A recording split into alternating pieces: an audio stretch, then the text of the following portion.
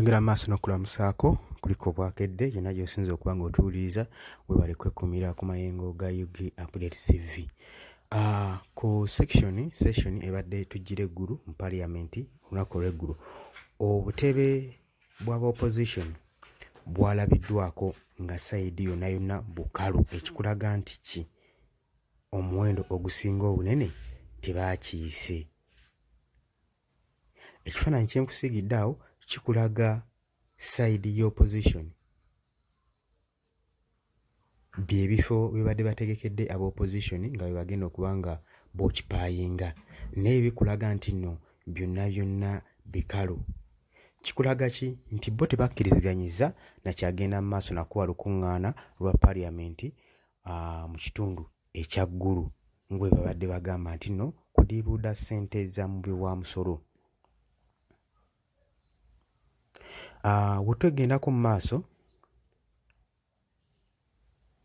ggulu kitegeerekese nti nno yakeekinze off ne parliamentary season sitting, naye bo ba opposition members of parliament ba boycotts tebasobodde kukiika events.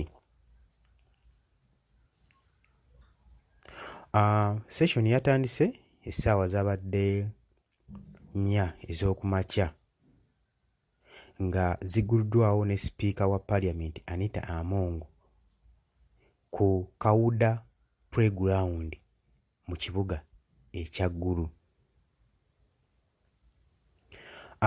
Kyanootingiddwa nti Rule 17.1 ku mateeka gonna gonna agaproducingiddwa mu Paliamenti agaprovidingibwa mu Parliament meetings ku lunaku nga luno, ennaku nga zino, ebifo bino nga sipiika adetermininze, kitegeeza nti no Rule 17.1 of the rule agafulumizibwa mu Paliamenti kitegeeza nti nno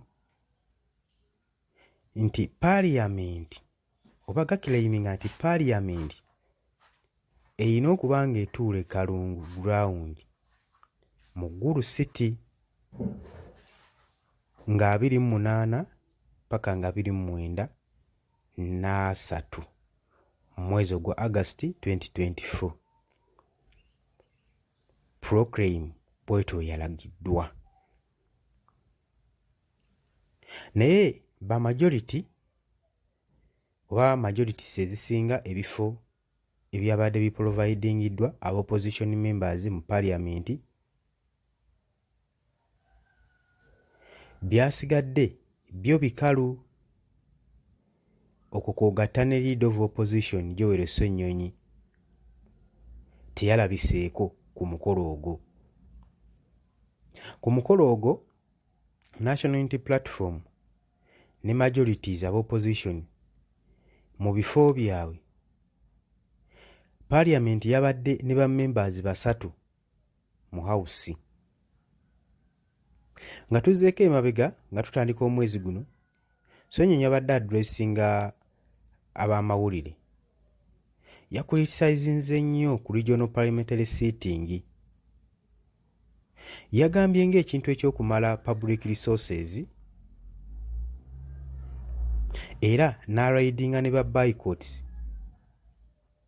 ku event eno. Naye we yabadde ng'ayogera Speaker Anita Among yakkaatiriza ku ba boycotts mu plenary. Agamba nti nno nti babadde bamu-informinga nga ba-arguinga nti regional sitting eza Parliament nti zaali zaagenda mu budget. Yannyonnyodde nti Parliament erina n'omugwe including mu additional cost ku lutuula luno. N'agamba nti move eno wa strategies decision zonna zaateekingiddwa okwa-upgradinga budget eza paaliyamenti. Ye bw'atyo Speaker Anita Among bwe yakinnyonnyodde. N'agamba mweno outstretch tusobola kugenda ne tu-invitinga ba leaders ab'ebitundu ne tusobola okuba nga tudisikasinga n'abakulembeze abo abali mu bitundu. Naye ku eno keesi tugamba nti okusinga okubakoowoola nga tukoowoola abakulembeze ab'oku kitundu, leka tugendeyo tutuule mu bifo ebyo byennyini tufune ensonga ezibaluma oba eziruma ekitundu ekyo tusobole okuba nga tuzolovinga. N'agamba ate n'ekirala kiri too expensive action okuteekingibwa mu particular area. N'agamba nti nno w'ogenda maaso n'otunuulira ku budget ya paaliyamenti tewali ssente zaagattiddwako ku lutuula luno. N'agamba kale eno information eno gye twandiyise misinformation, abantu abagenda mu maaso nga batambuza olugambo nti tebaagala Northern Region olw'okuba nti ssente zaagattiddwako ku budget.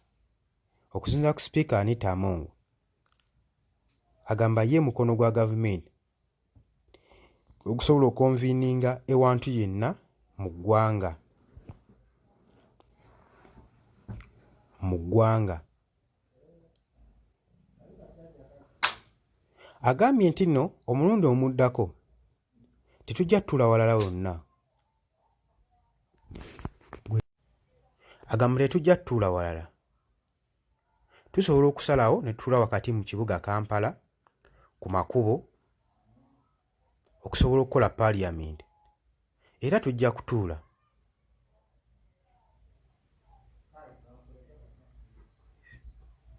Agamba nti paaliyamenti erina okubeera ng'eri responsive ku byetaago eby'abantu.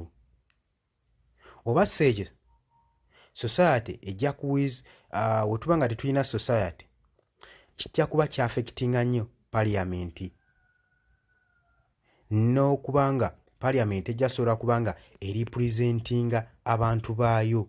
Ye Speaker Anita Among bw'atyo w'agamba, bw'atyo w'aclaiminga. Jjukira nti nno mu opposition ababaka bangi bo bavuddeyo ne beesambajja ensonga eno, bagamba bino byakunona ssente za mbibwamusolo.